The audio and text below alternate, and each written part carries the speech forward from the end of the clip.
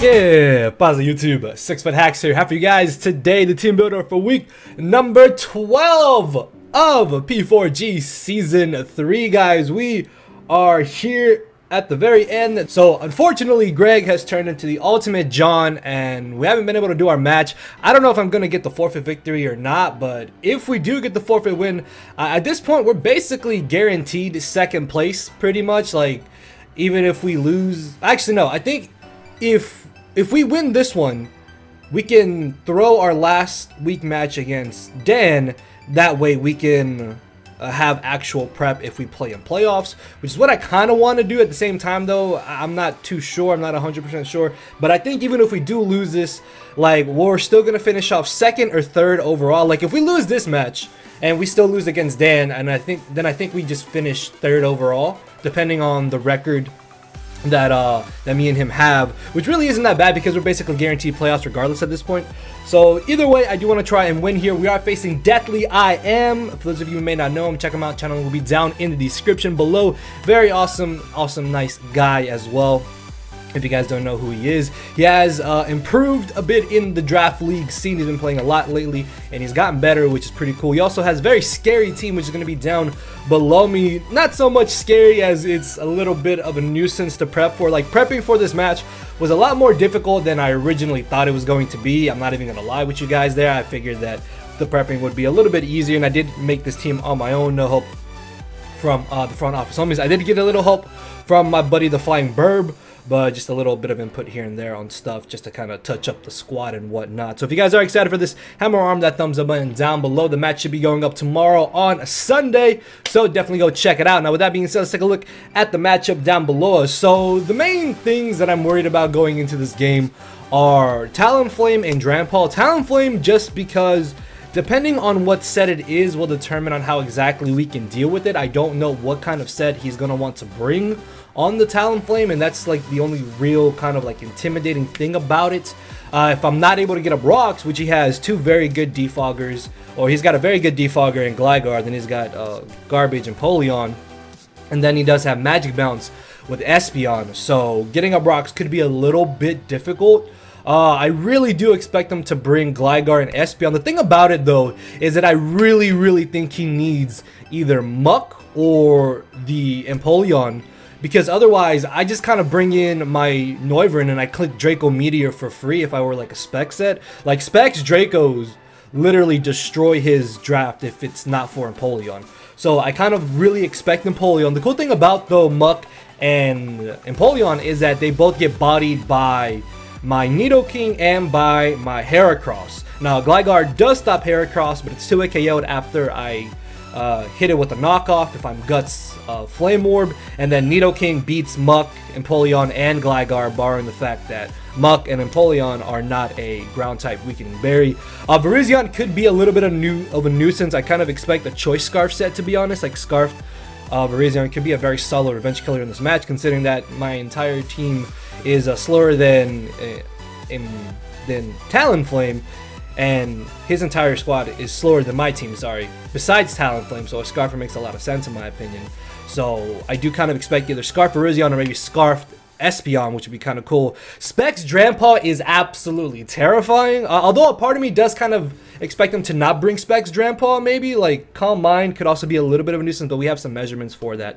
But regardless though, top 6 along with Electros and Gligar are what I'm mainly expecting. He really loves Assault Vest Electros, so I definitely see that coming. I don't expect the Rhyperior, the Shedinja, or the Glaceon, to be honest. Like, those 3 last mons don't make a lot of sense to me, but we're still gonna have measurements for them. So with that being said, let's jump into our first team member here, which is going to be Oki, the Espeon, not Espeon, well, the Espeon counter check answer, basically, because he doesn't really have a good way of breaking through Spadef, bulky Umbreon on the special side, because all of his special attackers outside of like Focus Blast, I guess Virizion, and like Specs Focus Blast Drampa don't beat Espeon anyways. So I mean, Umbreon, why do I keep calling this Espeon? And I notice I have the measurement bar up there. Hold on, no, let me take that off. Okay, there we go. Back to normal.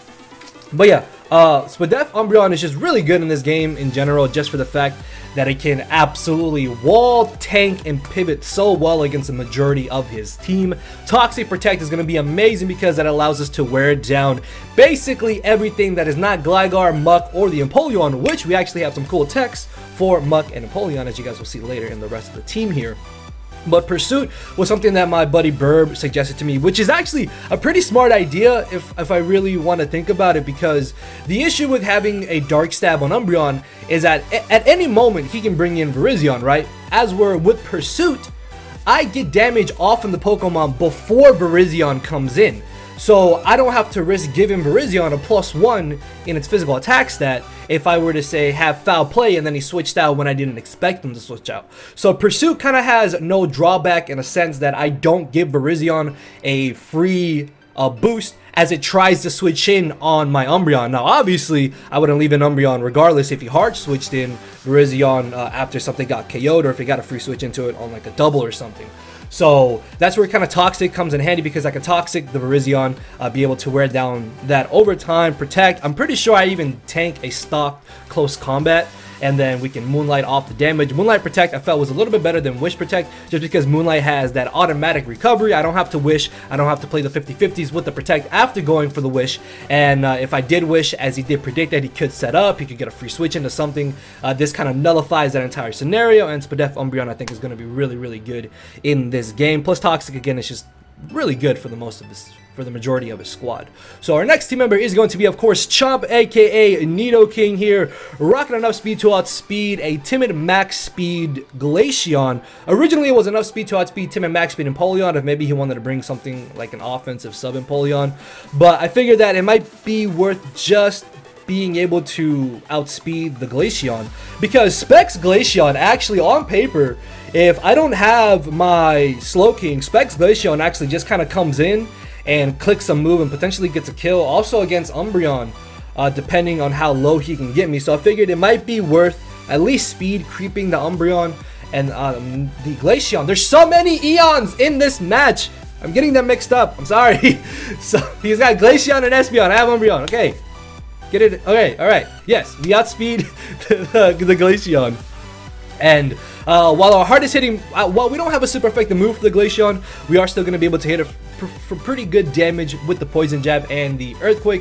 Ice Beam is legitimately only for the Gligar, like unless he's a very, very Spadef bulky Gligar, then he's not going to be tanking a Ice Beam, and I really think he's going to bring like physically defensive Gligar for mainly Heracross, because literally without Gligar, Heracross just comes in and I claim a kill every single time. And then the thing about this match too is that if I just knock off Gligar's Violite, then it's 2 KO by Facade from Heracross if we run it, and then we just clean knock him out with the Ice Beam regardless, which is why we can afford to run an Adamant Nature, more physically offensive sets. I know Sucker Punch Nidoking is becoming kind of like a little standard for me, but it's so good, man. Like Sucker Punch in this match is really good to be able to pick off the Espeon, pick off the Talonflame if it's not in Gale Wing's range, pick off a Virizion even potentially if it's low enough, which is going to be amazing actually now that I think about it. And just I guess if he has like Trick Room on Espeon for like Drampa or something, I don't really know, but between our Dual Stab,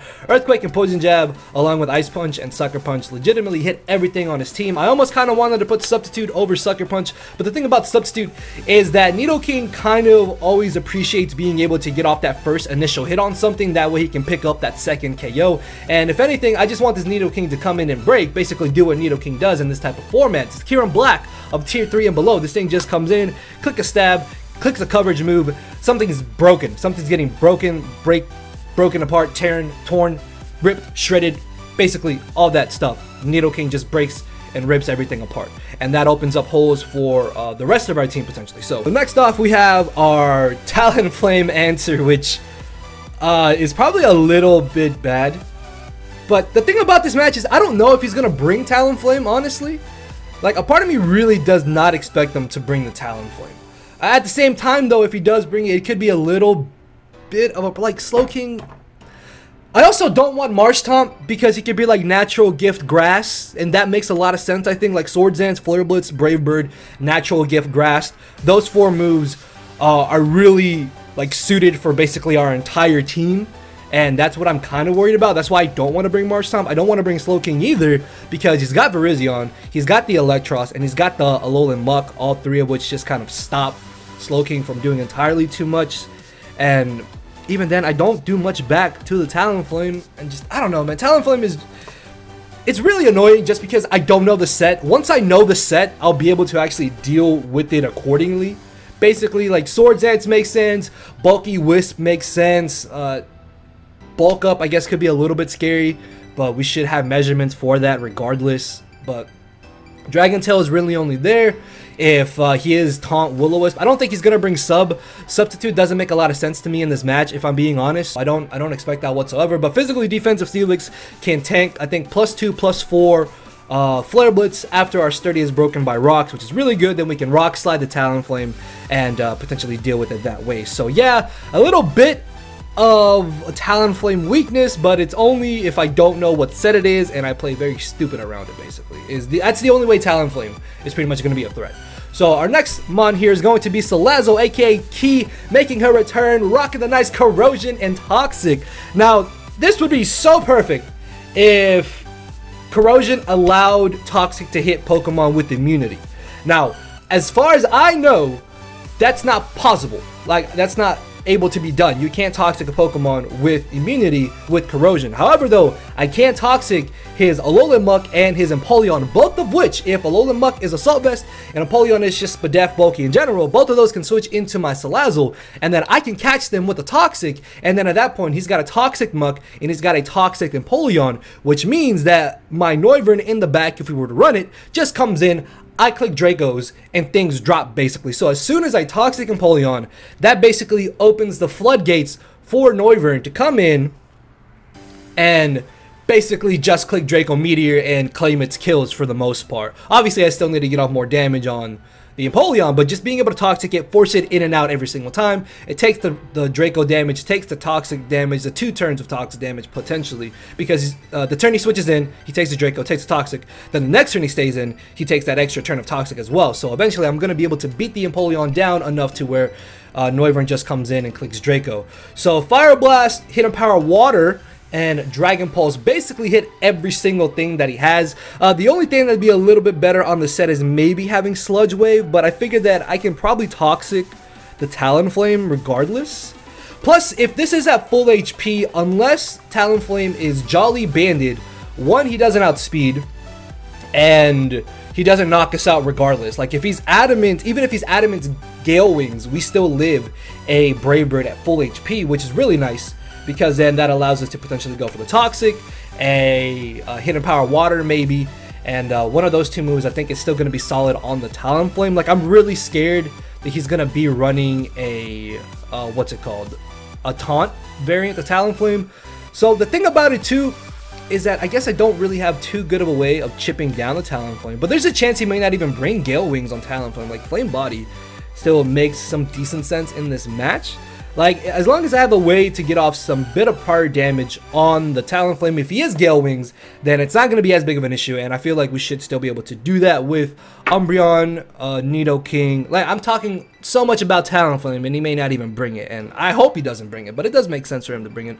Regardless, though, this set still kind of just nukes his team. Like, Fire Blast into a Z Fire Blast can 2-hit KO Gligar, Muck, and Empoleon. Obviously, I can't 2-hit KO all 3 of them because Z-moves are only a one-time thing, but I can definitely nuke one of those 3, and if he doesn't have all 3, then I can nuke one half of his wall core, opening up holes for something else on the squad, which is going to be amazing. So yeah, Salazzle can really put in a lot of work here. Dragon Pulse can straight to a KO the Drampa. I may double check the calcs, and I may actually switch Dragon Pulse to Sludge Wave if I think about it more, maybe, I don't know. If the Sludge Wave damage is enough, then I'll probably switch Dragon Pulse to Sludge Wave, but if I do that, then I'll mention it in the actual battle itself. But for right now, this is a set, and we have enough speed to outspeed everything on his squad that is not Scarfed and that is not Talonflame, which is going to be amazing. So finally off, no, not finally off, sorry. Second to last here, we have Adamant Guts Flame Orb Heracross. Now this set right here, ladies and gentlemen, this set right here, this destroys everything and anything on Deathly's team. All I have to do is just click knockoff once on the Gligar, and then Facade 2-hit KOs everything, or OHKOs everything that close combat does not OHKO or 2-hit KO. Feint is actually a really cool tech. Shouts out to the Flying Bird for actually giving me the idea about Feint. For those of you who may not know, Feint is basically like Quick Attack. It's only 10 base power less than Quick Attack, but it's still some type of priority that Mega Heracross, or regular Heracross like in this instance, I didn't even mean to say Mega Heracross, but it's a priority that Heracross can have in this match that I think can really surprise him. This allows me to pick off Virizion, Espeon, even Talonflame if it's low enough and obviously not in Gale Wing's range. And that in itself I think is absolutely crazy, because there's a really good chance he's not gonna expect me to have Feint on this set, and I would bet money that this set at least picks up a surprise KO. Like, if I'm being honest, I would bet money this is gonna get a KO. Like, this set right here, I really want this set. I just want Feint to work, man. This is my first time ever using Feint on Heracross, and I'm really hoping it works. But between Close Combat, Facade, and Knockoff, literally everything dies. Literally, there's nothing you can... Guys, Heracross comes in, and this just gets kills. All I have to do is click Knockoff once on the Gligar switch-in, and that's it. Facade just 2-hit KOs everything. And Close Combat. And then Feint picks everything else off. So, yeah. Our last team member is going to be Nate, aka the Noivern. I feel like I've been using Scarf Noivern a lot, but honestly, Scarf Noivern, in my opinion, is actually just a really, really good set. Like, yeah, maybe Specs would be a little bit better in the sense in this matchup, but the great thing about Scarf is that this gives me something that outspeeds any Scarfer on his team, and most importantly of all, it outspeeds and revenge kills Talonflame.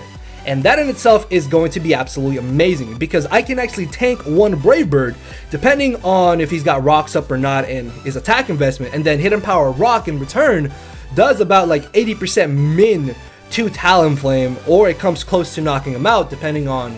I think it can knock him out depending on his investment. And then Draco Meteor does 80% min depending on his investment. So, yeah, like Hidden Power Rock, literally only there for the Talonflame. Like, Noivern is a pretty good, I think, like, check to the Talonflame, and we should be able to deal with that with this set right here. Air Slash and Dragon Pulse as our dual stab basically hit everything that is not Empoleon. And once Empoleon drops, which I really feel like this team handles Empoleon very well. Like, I'm not even really concerned about Empoleon that much. We have Nidoking, we have Salazzle, we have Heracross. All three of those absolutely just blow back the Empoleon for Noivern to come in, and then just click Draco, Air Slash. I can U-turn for pivot. Frisk, again, amazing ability because it allows us to scout things out and see what items he's potentially running. If I can scout the item on Talonflame, that should tell me what kind of set that he's running, and that in itself is going to help us out a lot, because again, Talonflame is really only a threat right now because I don't know what set he could potentially bring. Like, there's a plethora of sets Talonflame could run, and once I find out the item, that'll make narrowing down the sets that much easier. So yeah, guys, that is going to be our squad for this week. Let me know in the comment section below what you think about the squad. What are the 6 mon that you would have brought to this matchup if you were us prepping for Deathly I Am? Let me know that in the comment section. And with that being said, I will see you all tomorrow with the actual battle itself. So thank you all for watching. Later, everybody. No matter where you're at, I'm not here to make friends, it's time to attack and deplete your HP with a final smash. Don't make me turn around and pull a 6-foot hacks. 6 foot hacks, yeah. 6 foot hacks, yeah. 6 foot hacks.